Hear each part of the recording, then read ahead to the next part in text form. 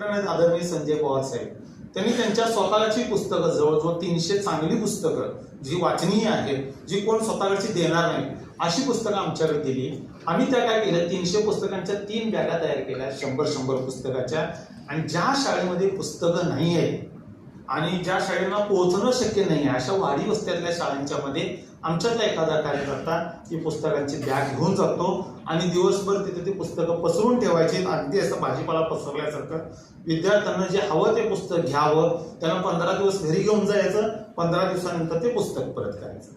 इथं परत आम्ही नियम शिथिल केलेला आहे. पुस्तक परत करत असल्यामुळे आम्ही शिक्षकांना सांगितलंय, बाबा 100 दिलेत म्हणून तू काळजी करू नको, 98 आली तर मी काय करू, आली तर येऊ दे, गेली पुस्तकं तर जाऊ दे, फाटून आली तर काय करू, फाटून येऊ दे, मुलांनी त्याच्यावर रेषा ओढले तर काय करू, रेषा ओढून येऊ दे. हे कुठल्याही याला ऑडिट नाही या 100 पुस्तकांना, त्याचा हिशोब नावाचा प्रकारच नाही. ही दादांची पुस्तक बॅग वेगवेगळ्या शाळेंना फिरत असते.